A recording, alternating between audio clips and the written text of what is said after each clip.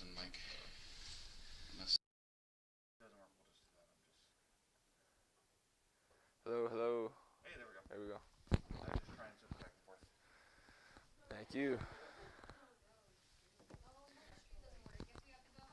Oh, lucky for you guys, you're here. All right, discipline learners, we got it fixed. Okay, I'm only taking a few more minutes, but yes, you are working on that lesson 11, and then we're done getting the notes here shortly. Sorry for the technical difficulty. Couldn't get my mic to work on the stream. Finish that up. That will be due Thursday like usual. We'll have a verse as well, John 15 on Thursday, and then we'll have our quiz on Friday like usual, and we are starting the notes today. So I'll give you guys just a few more minutes, and then we'll be right back.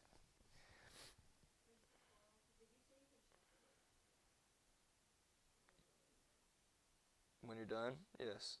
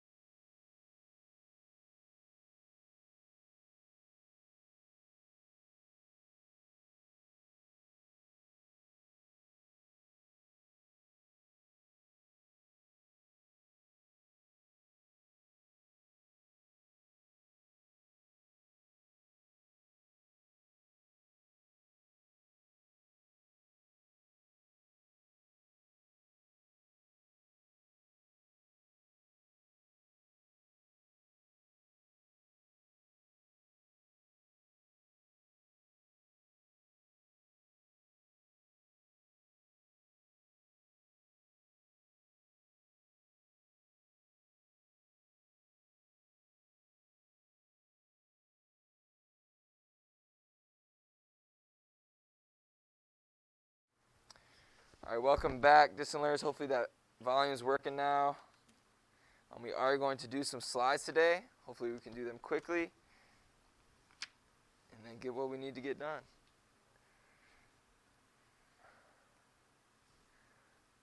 Let's see, TVs for you guys.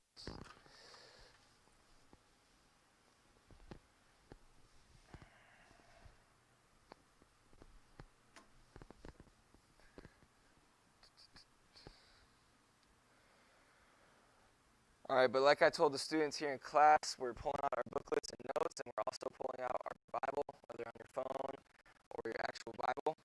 Students here, not on your phone, you should have a Bible. And we are talking about this story. So let's follow along as I read or listen. Well, okay, we're starting chapter 4 in John, verse 1 through, I'm going to read everything, or for now we're going to read through 13. Okay, when therefore the Lord knew how the Pharisees had heard that Jesus made and baptized more disciples than John, though Jesus himself baptized not but his disciples, he left Judea and departed again into Galilee, and he must needs to go through Samaria.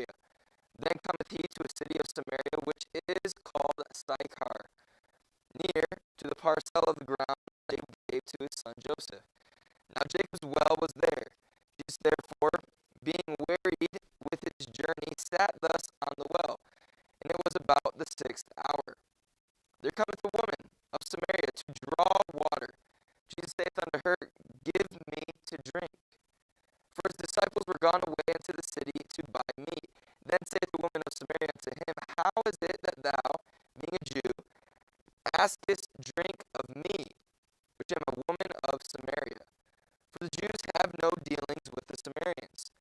Jesus answered and said unto her, If thou knewest the gift of God, and who it is that saith to thee, Give me to drink, thou wouldest have asked of him, and he would have given thee living water. The woman saith unto him, Sir, thou hast nothing to draw with, and the well is deep. From whence then hast thou that living water? Art thou greater than our father Jacob, which gave us the well and drank thereof himself, and his children, and his cattle? And the last verse we'll read right now, we'll continue later on. Jesus answered and said unto her, Whosoever drinketh of this water shall thirst again. Sorry, in verse 14 as well. But whosoever drinketh of the water that I shall give him shall never thirst. But the water that I shall give him shall be in him a well of water, springing up into everlasting life. We'll continue here shortly with the rest of the passage, but where are we in this setting? I mean, it's a specific city, but a well. Okay, we're in the city of Sychar, and we're at a well. Jesus is there. His disciples were where? They were gone. They were going to get meat, maybe at like the market, the store, whatever was there in that city. Okay, they were not there. It was Jesus and this woman. Okay, and the woman comes as well, because what is a well for? I mean, we don't use them today completely, but for water. Okay, common sense, it's for water. And we see this dialogue, right, just a conversation begin between Jesus and this woman. Okay, and we're going to read some more here shortly, but the previous lesson that we dealt with, I know it's so long ago, I'm sure some of us probably don't even remember. Does anyone remember? Nicodemus. Okay, dealt with Christ's encounter or conversation with a man named Nicodemus during his first visit to Jerusalem in March. Okay, John 3 verse 22 traces Christ's movements from Jerusalem to the surrounding territory of Judea, where his disciples baptized believers. Okay, and we also read Jesus only baptized who? His disciples. He didn't baptize anyone else, only his discipiples. Okay, later on, and we're going to read it here in a little bit, in verse 23 and 26, we're going to see the record, or it recording an incident that occurred between John the Baptist and his disciples concerning the growing popularity of Jesus. In verse 3, we talked about it before, okay, not last lesson, probably been like 2 or 3 lessons ago, okay, how, remember, John was higher up, okay, he wanted Jesus to rise up. He was only that messenger. Okay, so we're seeing this past things we've talked about leading up to this moment. Okay, John the Baptist was happy that Jesus was becoming more popular than him. Okay, don't you think he'd be happy? Because he said Jesus is the, what do we call him? Lamb of God. Okay, he's the true Lamb of God. John is just the messenger. Okay, but because of this, he was happy Jesus was growing and his people knowing him. Okay, on this occasion, John the Baptist said this. Okay, verse that we already know, we covered. He, talking about Christ, must increase, but I must decrease. Very popular verse. We come now in our study to John 4, in Christ's meetings with this woman of Samaria, sometimes called the woman at the well. Chapter 4 tells about Christ's movements out of Jerusalem from Judea to Galilee. Okay, this journey ended Christ's first visit to Jerusalem. Remember, John deals primarily with Christ in Jerusalem. Okay, most of the book of John talks about Jesus, okay, in the city of Jerusalem, all those different times, the different Passovers. Okay, but we see this moment in John where he's not in Jerusalem. He's at this well in Sychar. Okay, and we see the 2 events in this chapter are among only 5 references in the whole book of John to Christ being outside of Jerusalem. Okay, so if we have a whole book in the Bible, the book of John has a lot of great things. I mean, the whole Bible does. Okay, it usually is talking about Jesus in Jerusalem. Okay, but there's 2 moments, only 2 moments that John talks about Jesus outside of Jerusalem. Okay, why do you think he would mention two things that, it's like a book. Imagine a book has a story, right? Okay, it goes along, the story's moving along. Okay, but two times in the story, it's like, it gives you random things that don't deal with, yeah, it's like, why would you do this? Like, author, what were you thinking? Or like you're watching a movie and it has a story, it's going along, and then you have these two random things, like, what in the world? Those don't even go in the movie. Alright, so we have these two moments, okay, and sometimes maybe in movies, sometimes in books, those two moments we might think during watching it or reading it, man, these are dumb, they're unimportant. Okay, but in reality, they had maybe a very important behind the scenes meaning. Alright, and this is one of the important John thought was so important to mention, okay, even though it didn't like accommodate to everything he had been talking about before. So we see Christ confronting this woman at the well. Okay, so first we see the occasion. Okay, the occasion where Jesus departed from Judea. Okay, I just read it, John 4, verse 1 through 3. Okay, it's talking about how he orchestrated the timing of his death. Again, I'll read it quickly. When therefore the Lord knew how the Pharisees had heard that Jesus made and baptized more disciples than John, though Jesus himself baptized not but his disciples, he left Judea and departed again into Galilee. Okay, it tells us the occasion. He departed from Jerusalem and Judea and went unto Galilee, specifically the city of Sychar. Okay, moving along in the occasion. Okay, we also see God has specific time for his birth and death. Okay, in Galatians 4:4, you guys don't need to turn to it, I'll turn to it quickly. Galatians 4:4 says this: But when the fullness of the time was come, God sent forth his Son, made of a woman, made under the law. Okay, Jesus wasn't just sent. Okay, it was a time. Okay, there was prophecies that had to be fulfilled from the Old Testament that he'd be born at this time. Okay, and these different things would happen. Okay, and we see that in the Bible. We see how it happens and how it fulfills these prophecies. Okay, but we see God had a specific time for his birth, Christ's birth, and we'll see later on his death. Okay, we also see he was dedicated to his Father's will. Okay, in verse 1 through 3, we see it re-emphasized the truth of John chapter 2 that we read before. Jesus, as God, knew all things. Therefore, he knew of both his growing popularity, he knew of his birth, okay, the purpose of it, and he knows already the purpose of his death. Okay, we're going to see later on, even as a man, he says, hey, God, hey, Father, is there any other way? We're going to talk about that way later on, but we see that. Okay, no, whereas Jesus ran from popularity, okay, we tend to run toward it. Okay, right? A lot of times we talked about it before a little bit. When we get attention from people, usually we're attracted to those people. It's like, oh, they like me. You know, maybe you're a new person to a school. You know, most of you guys aren't. Okay, Noah, is Noah the newest out of all of you, or Tori's the newest? Okay, so maybe when Tori got here, Emma befriended her. She's like, well, Emma's kind of cool. Well, it's just an illustration. Work with me here. Work with me. Okay, you're junior senior. You're supposed to just work with me. Okay, she gets here. She's like, oh, Emma's kind of nice to me.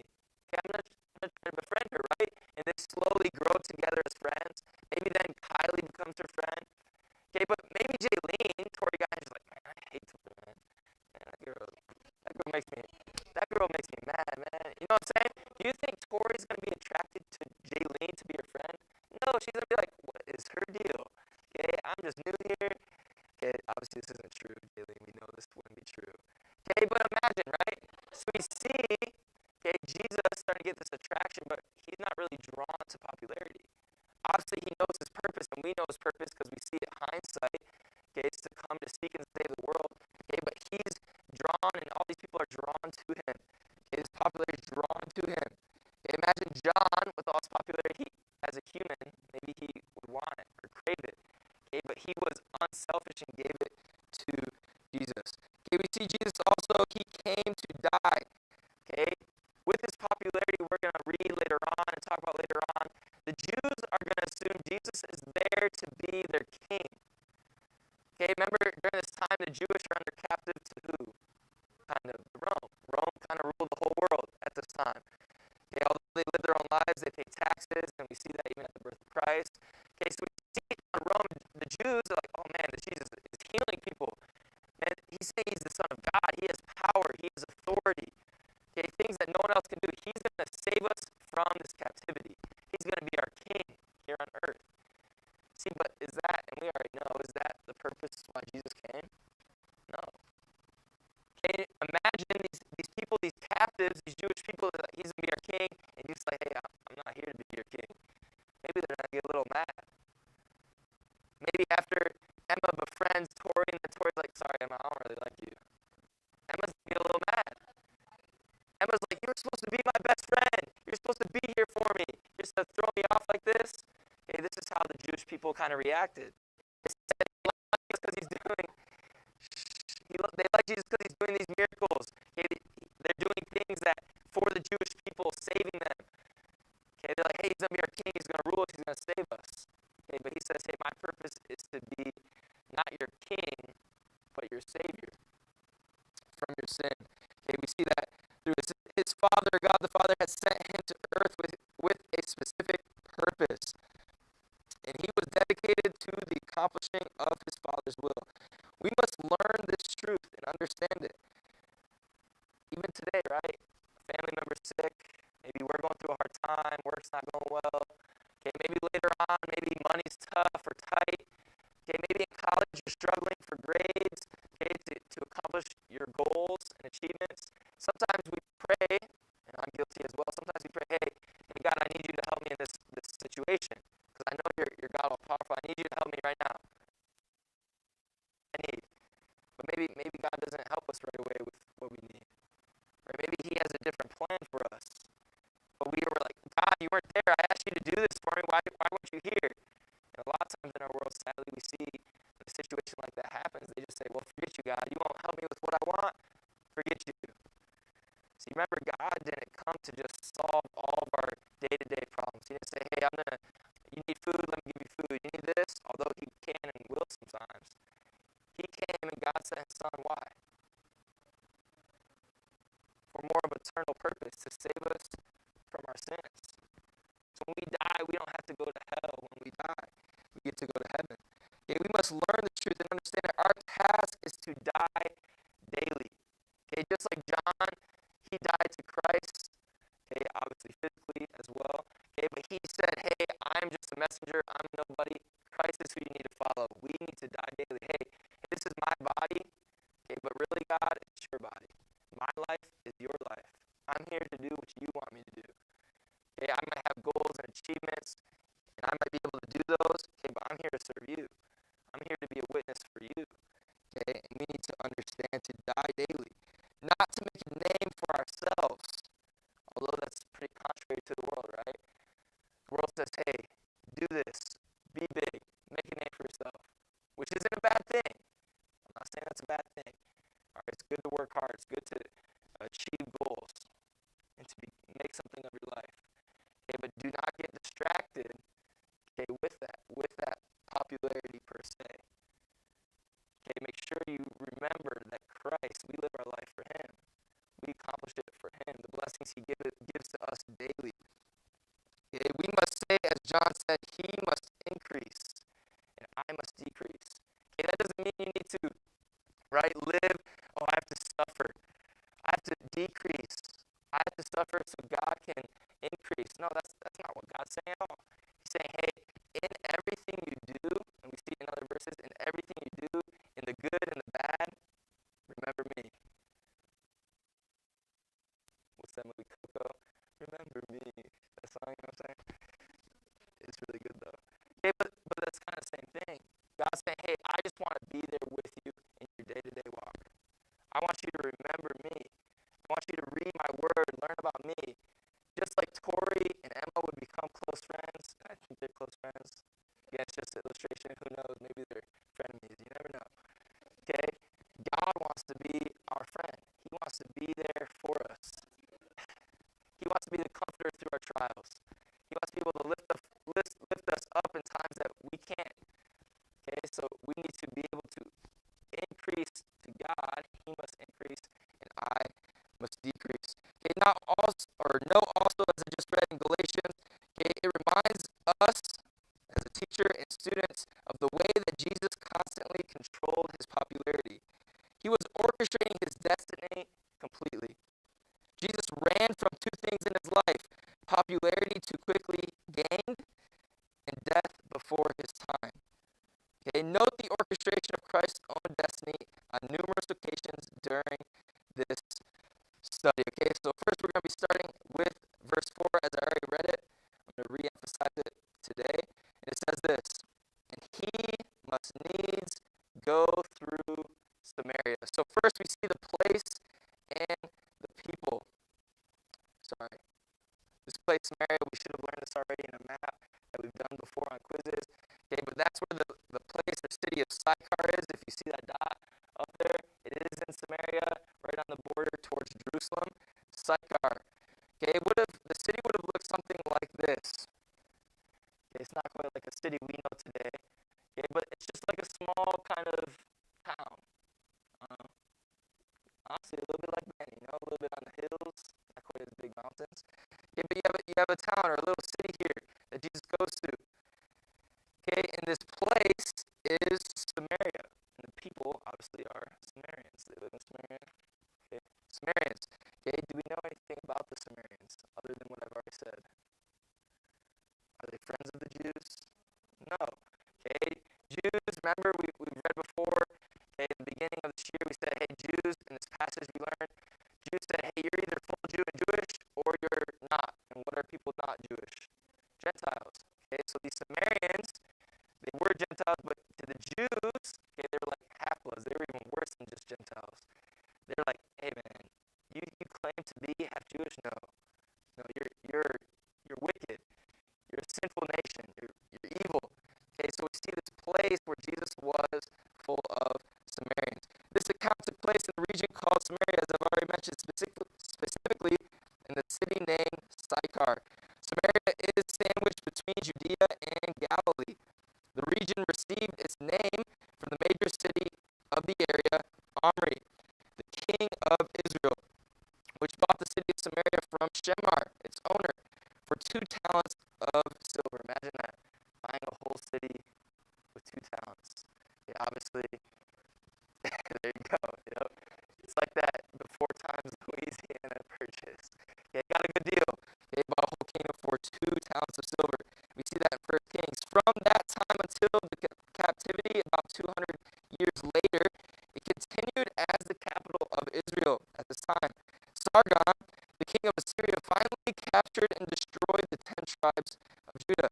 Okay, they repopulated the area with heathen colonists in 722 and 715, just to give you guys a little background. The people of Samaria, therefore, became a mixed race, okay, which is going to bring us to Samaritans. Okay, a mixed race with heathen core. Okay, by the time of Christ, they had intermarried with renegade Jews and had adopted many of the Judaistic forms of worship. Okay, so we see, okay, it was originally Jews through captivity, they kind of intermingled. Okay, so we have, again, these considered half-bloods, these Samaritans. Okay, the Jewish would not claim them. Okay, it was maybe a reminder to them where they're like, no, you're a reminder of our captivity, bad, dark times. We don't like you.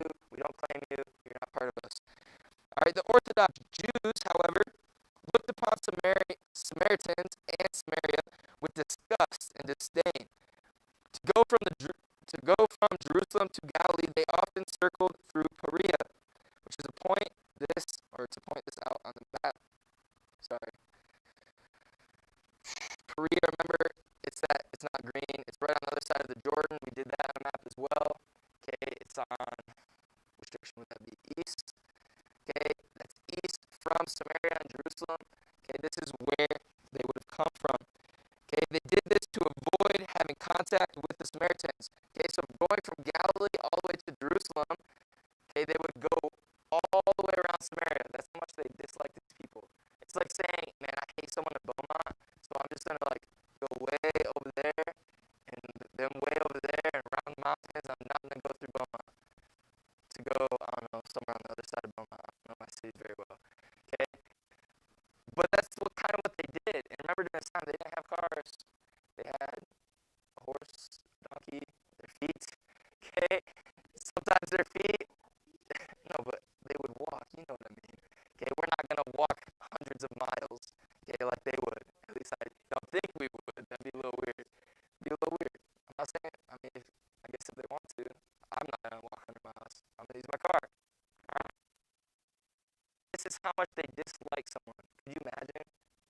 to Jaylene and Tori. Jaylene dislikes Tori so much, she's like, man, I'm not going to be anywhere near you. Tori comes by, no, I'm not going to acknowledge you. Okay, this is the relationship between the Samaritans and the Jews. Okay, that they would go all the way around this area, even to go around them. Okay, first we see going through Samaria was the most direct route and the shortest way between the 2 points of Galilee and Jerusalem. You can see that, right? It makes common sense. Hey, I'm in Galilee, want to go to Jerusalem, let's just go through Samaria. Okay, vice versa. But obviously that's not the case. Second, we see he knew that a woman there needed to be saved. And once saved would influence the other people in her city for Christ. Again, Jesus is a what? Nationality. He's a Jew. Okay, his disciples were Jews. So Jews didn't go through Samaria. It was unheard of. But we see Jesus, obviously in the story, going through Samaria and arriving at this well where we're talking about in the city of Sychar. Okay, this well would have probably looked something like this. Okay, probably not exact, but something like this. Okay, it's just like a little hole in the ground. A little weird. Could you imagine if we had to get our water? Could you imagine? Could you imagine having to get your water from that though? Man, I wouldn't. That seems real gross to be honest. Maybe it's good water. Who knows? I want to try it though. Probably get some diseases and amoebas and everything. Not cool. Yes, amoebas, viruses, or whatever. All right, but this is like the well where Jesus would have met him. Again, Jesus was sitting there. Remember, waiting. He's thirsty, parched. And then, while he's sitting there, who comes along? The Samaritan woman. So lastly, just a few more things that will be done. Okay, we see he wanted to teach his disciples an important lesson about racial prejudice and evangelism. Okay, is the gospel limited to a certain group of people? No. And we see that later on in every gospel and through the Bible. Jesus came to seek and to save the Jews? No. Jesus came to seek and save the United States of America? No. Jesus came to seek and to save the world. So those people in China, I know how much you were talking about, you didn't like them. It doesn't matter. Communists, whoever. Jesus came to save them. Whether they like it or not, or accept it or not, Jesus came to seek and to save the world. And that's what we're going to be talking about this chapter. Okay, that we should not be prejudiced just because we don't like someone, maybe because of a race, maybe because of their beliefs. Okay, I'm supposed to be a witness. I'm supposed to be like John and tell everyone, hey, you see that guy? Obviously, Jesus isn't physical anymore. Hey, we got the Bible, right? It says Jesus is in the beginning of the Word, and the Word is with God, and the Word was God. Okay, we have Jesus with us. Hey, you want to know about Jesus? Hey, let me show you. Let me tell you who he is. And that's what we're learning this year, who he is, and how we can be a witness. The text mentions that it is about the 6th hour when Jesus arrived at the well in Sychar. Bible scholars offer two different opinions of the exact time of day when the story occurred. Most likely it means 6 p.m., but some scholars think it means 6 a.m. Either or, doesn't really matter. If Jesus had walked from Jerusalem to Sychar and arrived at the well at 6 a.m., he would have to depart Jerusalem around 2 a.m. Okay, so a 4-hour walk, which is highly improbable. More likely he traveled most of that day in the late spring sunshine, which would account for his being hot, okay, weary, thirsty, and hungry. After all, he did have a body of flesh. Okay, that's where we're going to end today. Okay, we talked about the place and the people. Tomorrow we're going to talk about our Lord. Okay, so that's what we're done for today. There is no homework. Familiar with your verses, finish that booklet if you haven't done it yet. We'll continue with our lesson. We'll finish the lesson Thursday, study for the quiz on Friday. Okay, just remember, okay, the gospel is not bound by anything. He came to seek and to save the world. All right, you guys are dismissed.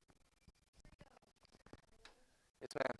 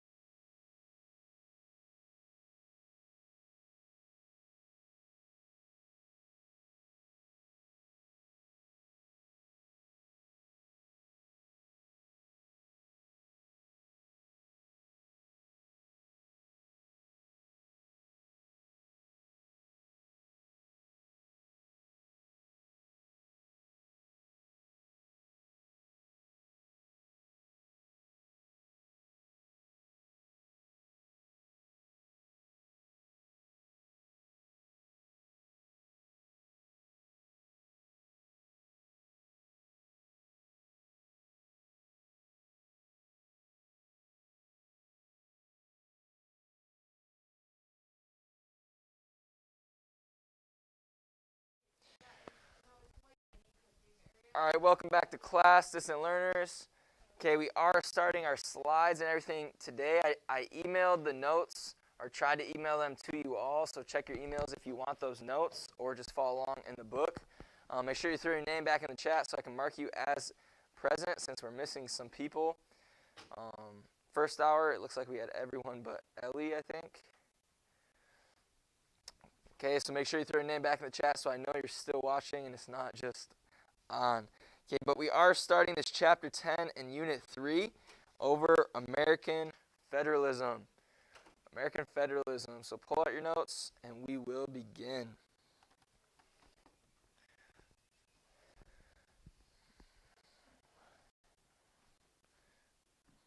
We're going to be talking about our federal republic in this unit. Okay, again, this chapter is pretty short, but some quotes in the beginning of your book. Okay, that we're going to start the chapter off. We have first, the powers delegated by the proposed Constitution to the federal government are few and defined. Those which are to remain in the state governments are numerous and indefinite. That was by James Madison in Federalists number 45. We also have by Chief Justice Morris R. Waite. Okay, he said, one of the branch of the government cannot encroach on the domain of another without danger. The safety of our institutions depends on no small degree on a strict observance of the salutary rule. Okay, but just a few things we're going over today, about 12 or 10 slides, so just follow along, and we will be done shortly. Okay, the United States is a constitutional republic. A constitutional republic, which is a republic governed by a written constitution. Okay, I'm pretty sure most of us already knew that. Yes, you did. Yes, ma'am. Are you saying, are we a democratic republic? Sorry, I can't really hear you. A type of it, yes. Even back to like the Roman governments in time when they started with like even Athens and stuff, they tried that democratic style. Obviously it's not the same, but it is a type of it, yes. Yeah, combo. Everyone have this one? Okay, it also might be described, this constitutional republic, as a federal republic. Okay, basically just kind of the same thing, just a different way to say it. Meaning, it is a division of governmental responsibility between the states and the central government. Does that make sense now, Emma?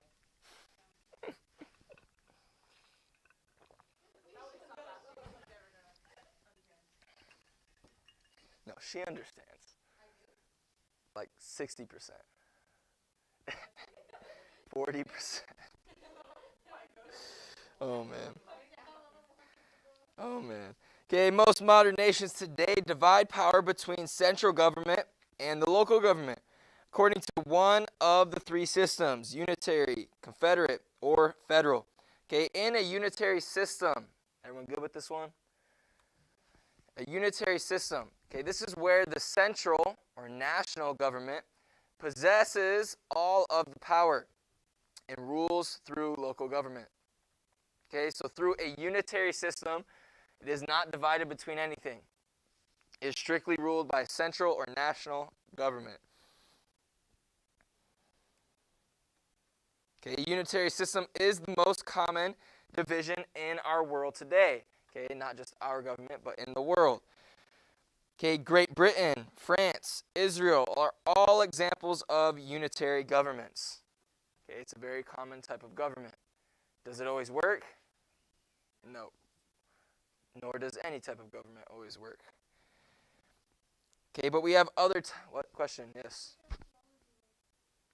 In theology? Theocracy? I mean, it's worked for some people. But again, those comes from all the way back to like Athenian days and Roman days. So like there's flaws with all types of different governments. Are you saying would it work today? Is that what you're saying or asking? Just in general? I mean, it all depends on the people, you know? It all depends on the people. Like, we have a democratic type of government, but does it always work? No. It works in some things, in some areas, but there's no perfect type of government.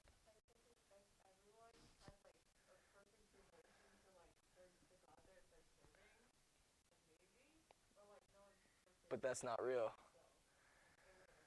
It's true. It is true. Okay, so that's one system. We have a few more to talk about. Second is the Confederate system. Okay, this is where the local units possess all political power, and delegates select power to the national government. Okay, so it's basically the opposite of unitary system. Okay, this is where the local possess all the power. They make the delegates that serve in the national government. Okay, historical examples of confederacies include America's first organized government under the Articles of Confederation and the Confederate States of America during the Civil War. Ooh.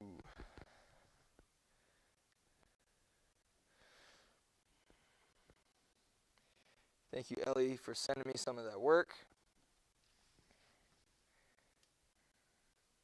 Okay, but between the unitary system and the Confederate system is the federal system, which is what we're talking about. Is everyone good on this one? If not, I can give you a few more seconds. I think everyone's good. Okay, the federal principle is the cornerstone of our constitutional republic. The founders incorporated this principle in our Constitution in two ways.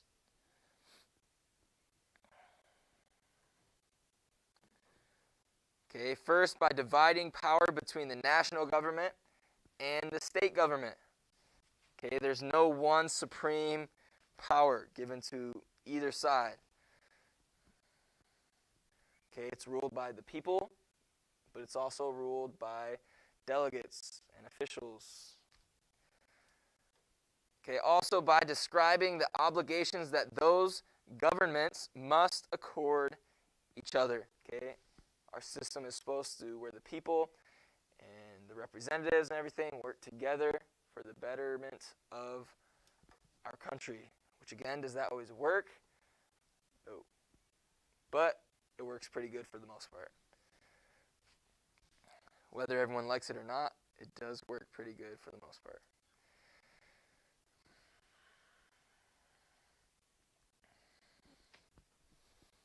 Okay, countries that represent this federal system, obviously the United States, Germany, Canada, Australia. Okay, that doesn't mean all of our types of government are the same, okay, but they would all go under this category of the federal system.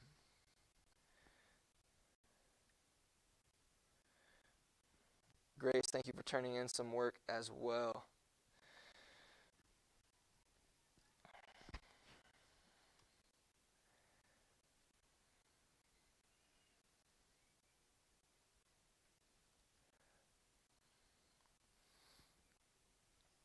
Okay, but this is where we're going to be moving on into, give you guys time to write it down. I don't know how large the blanks are. I can't really remember for all these, so I'll try to leave it up there for a little bit so you have time to write them all down. Okay, but we're going to talk about the limits that our Constitution has placed on the government, okay, to basically balance out their behavior, their jurisdictions.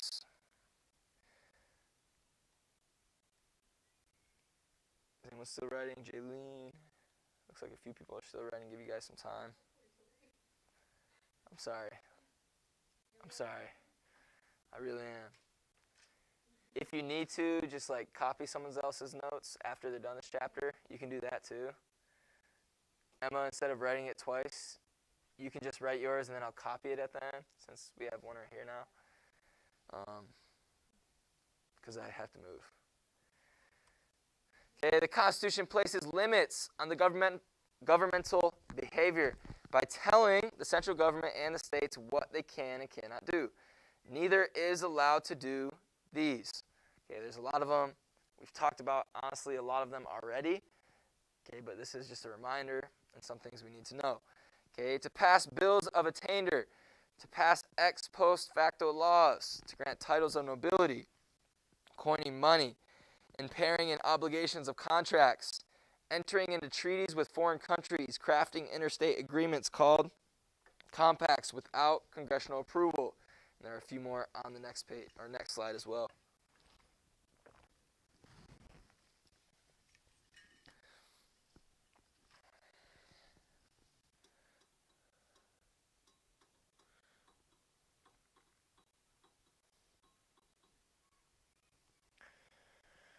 Again, I'll give you guys some time to write these ones down.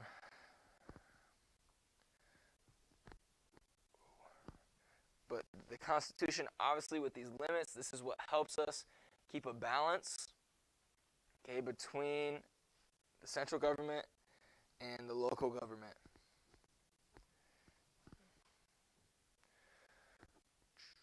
Good to see Christian Cormel, Jake, Grace, Ellie, and Christian Halsey. Good to see you all here. Yeah, everyone is here this time. That is an appropriate song. Not forever, though. Just a long time. Okay, are you guys good with these ones? Emma, don't do both notes. It's going to take too long. Just copy your notes after. But I'm already in the middle. Anyone other than Emma still writing these ones?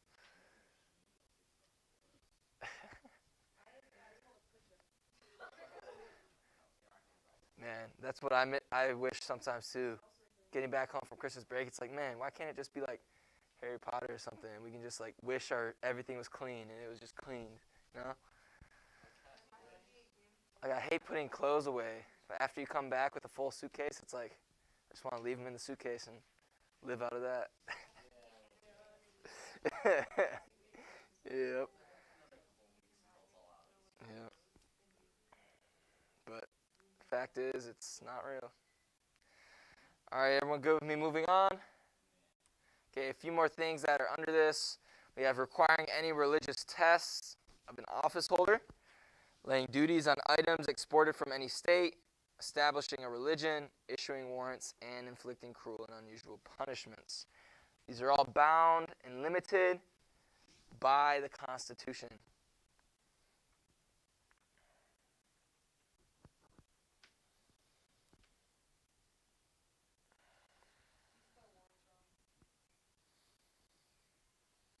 You are correct. It's not that I spelled it wrong, it's just a typo. Thank you for noticing that. Thank you. Oh, it's doing so good so far.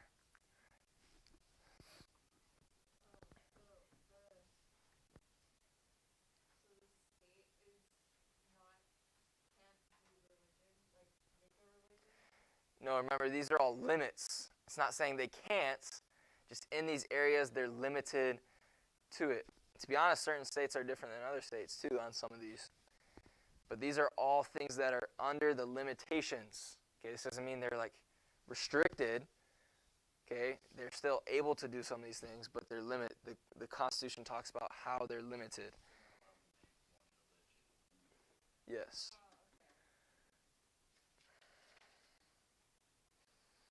Or like for like in the Middle East where they try to like force their religion on you, and if you don't, obviously we can't do that.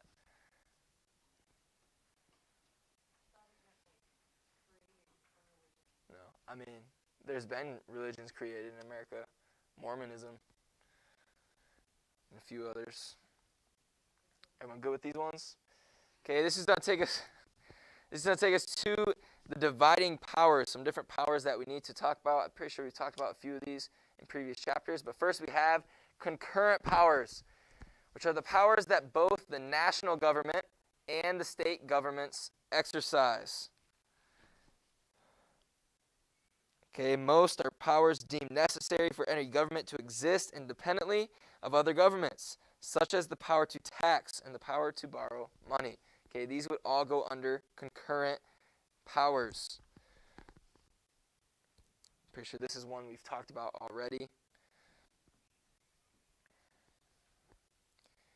Okay, next we have delegated powers, which can be expressed by the national government only. They are classified as either express powers or implied powers. Okay, so we have concurrent powers, we have delegated powers.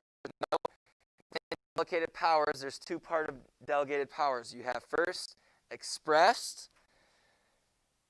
Okay, those powers expressed, state, or stated in the Constitution, and implied, which are those that are implied in the Constitution but not specifically expressed.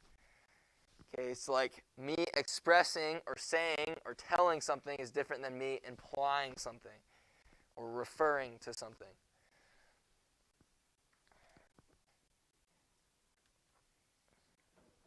Okay, just a few more notes and we are going to be done for today. So not too bad.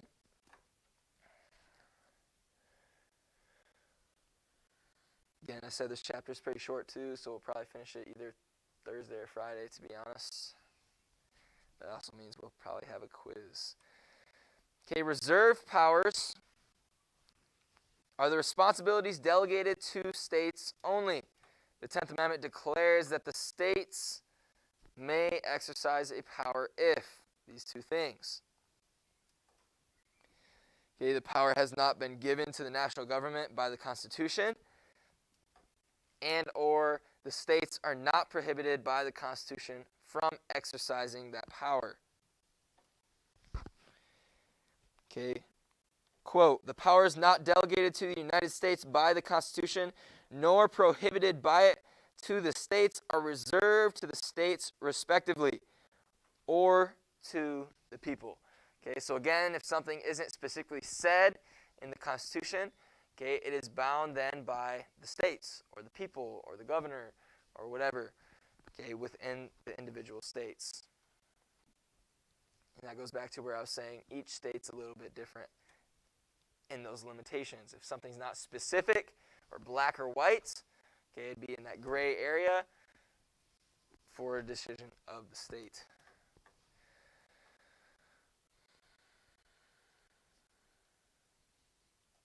Is everyone good on this one?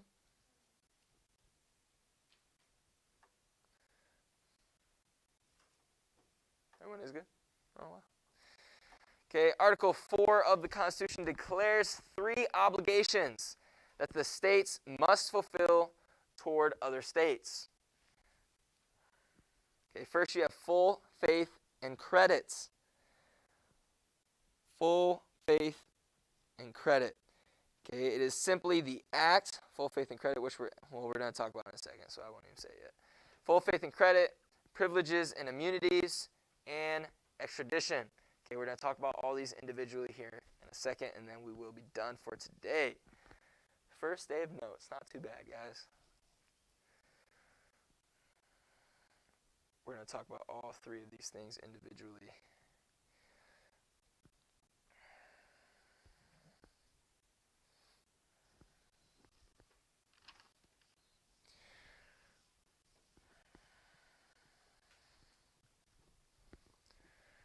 All right, first we have, everyone good on this one?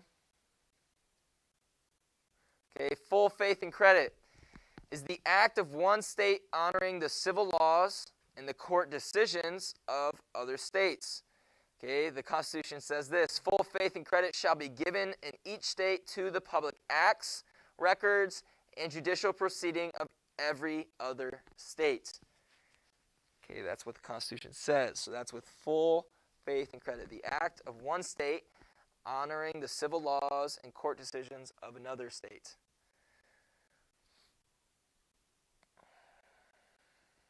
I don't know how much is blank actually in there. I think a lot of it's typed out already.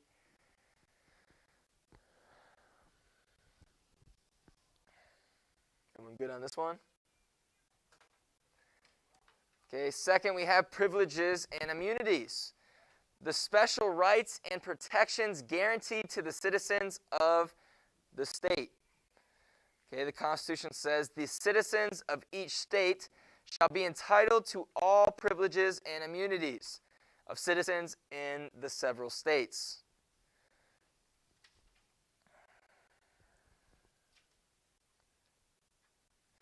Again, this is protecting the people of each individual state. Looks like we're good on that one. And lastly, we have extradition, which is the surrendering of an accused or convicted felon to the state from which he fled.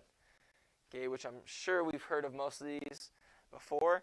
If you're a criminal in one state, and one state is you're under, prosecution of a state, and you flee to another state, okay, this gives the guarantee of that state, if someone else arrests him, that he will be sent back to that state and be judged by that state.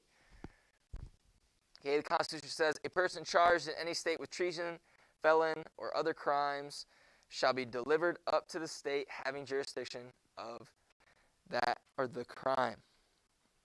Okay, that is all the notes we're going to do for today.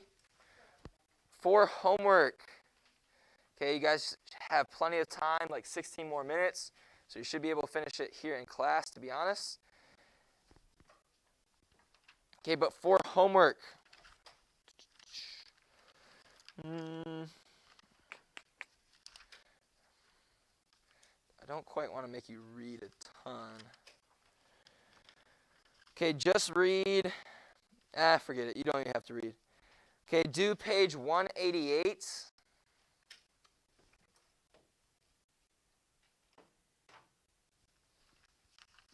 Page 188. Section review 2. Okay, you're only doing 1 through 3. 1 through 3. Shouldn't be too hard. You should be finished it in this time. Okay, work on that. Once you finish it, you may work on something else or talk. Okay, I will be right back. Distant learners, if you have any questions, let me know. That is it for today. Homework is page 188. Questions 1 through 3 on section review 2. All. Let me know if you guys have any questions. Christian Halsey, I did get those tests. They're up in the office, so I'll get that graded today, so that will help out your grade. Let me know if you guys have any questions. We'll see you tomorrow.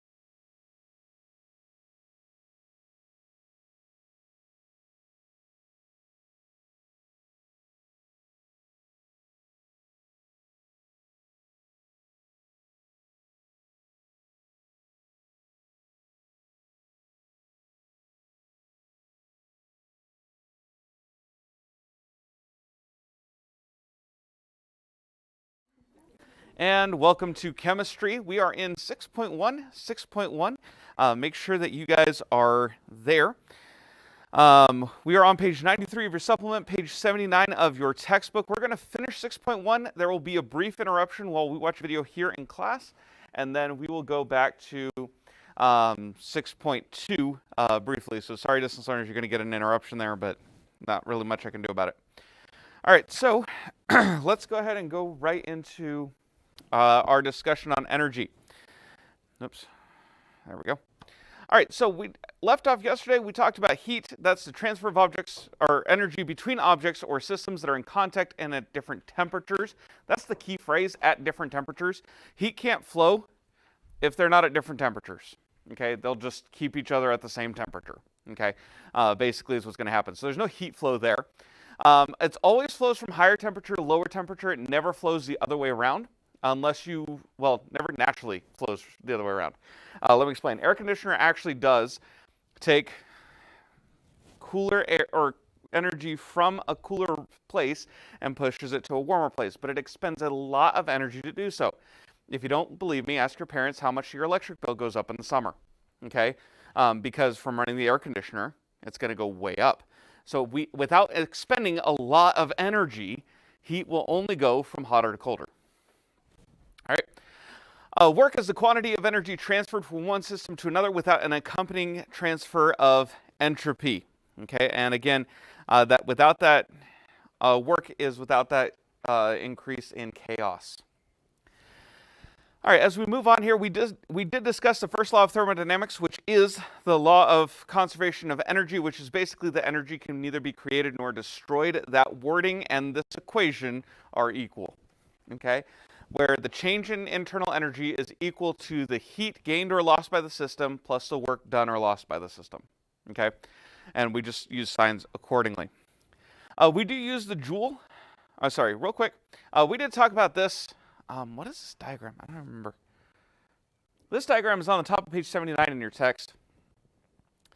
If we have energy leaving the system into the surroundings, then the energy of the system decreases and delta E is negative. In figure B, gas is compressed by the work done to it. Energy is being added to the system, so delta E is positive. So when you're looking at what you're studying, your system, if energy is coming into the system, it's positive. If it's leaving the system is doing something, it's negative. Okay, that's the idea. If there's no net change, it's zero. Okay, but typically it's positive or negative. We do use the joule, which is the SI unit of energy. This is 4.184 joules is equal to 1 calorie. Okay, lowercase c, that does matter.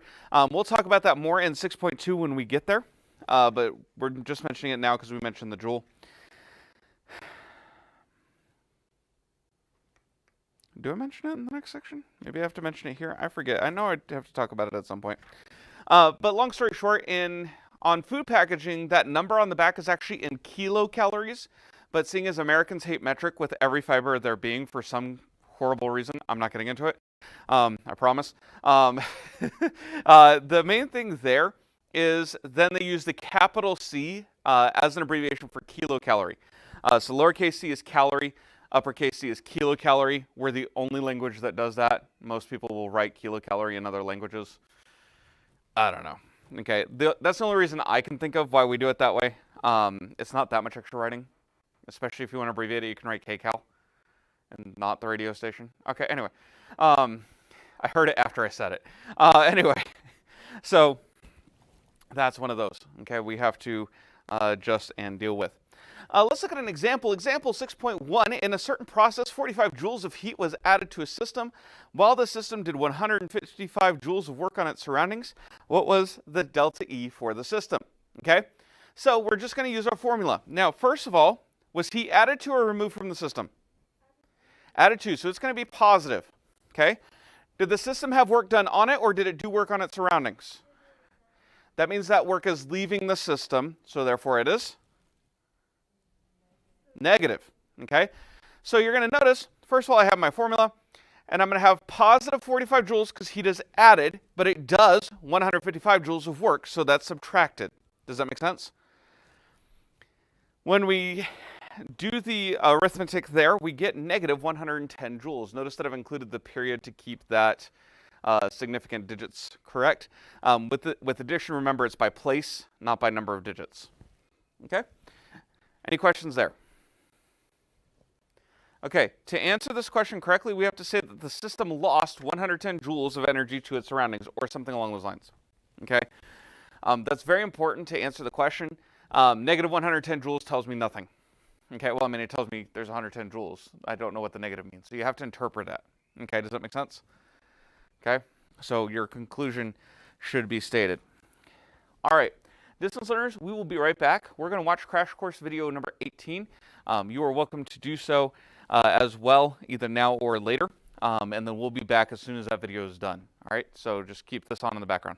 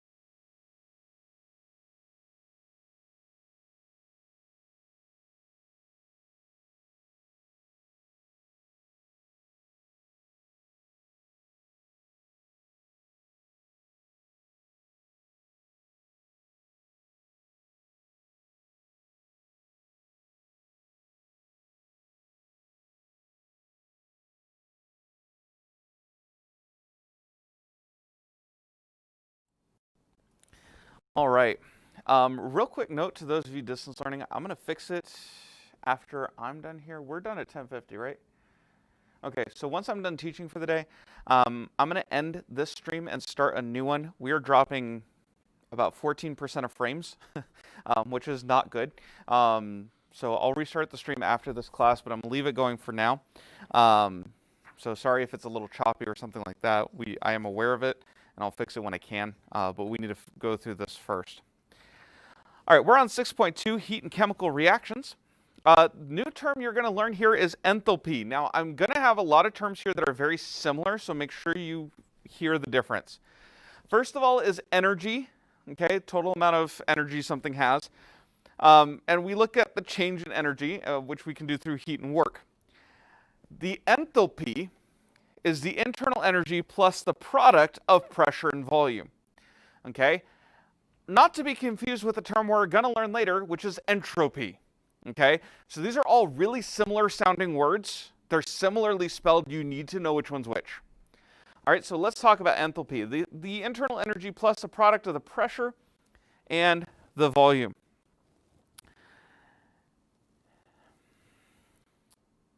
Now, when working with gases especially, we need that pressure and volume. Okay, so that's why that's there. But as with internal energy, the total enthalpy of a system cannot be measured because it would require us to measure the energy as part of the formula. So if we can't measure the thing inside the formula, we can't measure the whole formula. Does that make sense? Okay. So with that, we can, however, measure the change in enthalpy, and this equals the change in internal energy plus the change in the products of pressure and volume. In most cases, though, we're not looking at a change in pressure. If we are, we're going to use the gas law most of the time. Okay. So because of that, we're going to go through and assume a constant pressure and look at just the change of volume. It can be shown mathematically that delta H is equal to the amount of heat exchanged with the surroundings as long as P is constant. We saw that in the video. For reactions involving only liquids and or solids, the change in volume is small enough that P delta V is completely negligible compared to delta E, and thus delta H is approximately equal to delta E in most cases. And for our purposes here, that's fine. If you were going into be a lab chemist, okay, obviously you can't just throw out variables because it's negligible, okay? You have to account for them. But for our cases here, it's close enough, we're going to use it. Okay, does that make sense? Yes?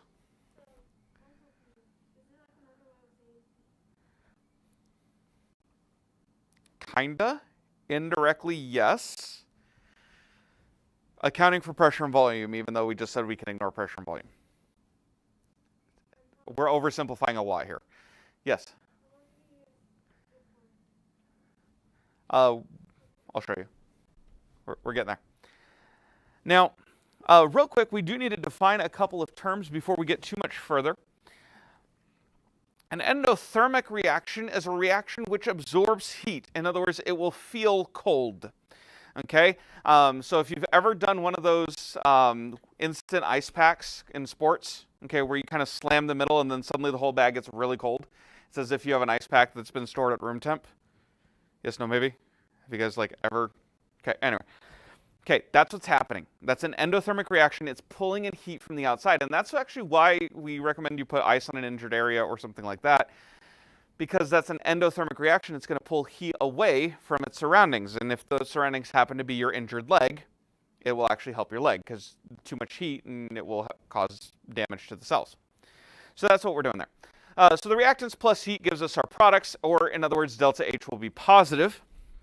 In exothermic reactions, these are reactions which release heat. In other words, they will feel warm or hot. Opposite of an ice pack, it would be a hand warmer like he showed on the video. Okay, you break that container in there, that reaction will release heat, allowing you to absorb it. Okay, so delta H would be negative in that case. All right, I'm going to hold off on the video until the end. I'm going to go through and talk about this, and then that way I can cut the stream, start the video, and go grab the stuff I need to fix for when I restart the stream. Anyway, because for some reason it's been struggling the last couple days. But anyway, moving on. Let's see here.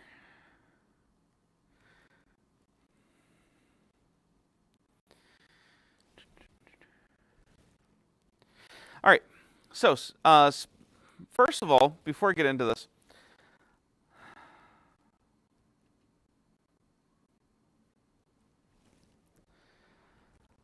let me see here. Well, as mentioned previously, heat always naturally flows from a hot object to a cold object until both objects are in the same temperature. More ice does not form in a glass of ice water. Okay, you don't have a glass of ice water sitting there and then more ice forming. Okay, that's not how this works. Instead, your ice melts. Let me see here. Nor does a pot of water on a hot burner become colder and the burner become hotter due to heat flowing from water to the burner. Okay, the reverse of each of these examples is always observed. So heat flow is detected by a temperature change, or delta T, defined as the final temperature minus the initial temperature. Anytime you see that Greek letter delta, you're taking a final state minus the initial state of whatever it is. That's why we like delta. Okay, it makes things a lot simpler. So temperature decrease from 85 to 40 degrees has a negative delta T. It would be negative 45 degrees because the final temperature is 40 degrees. So we went down 45 degrees.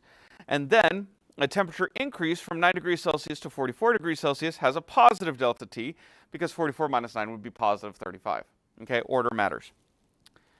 Now, some substances require very little energy to change the temperature. Others require much more. For example, 1 gram of water requires the addition of 4.18 joules of energy to raise the temperature by 1 degree Celsius.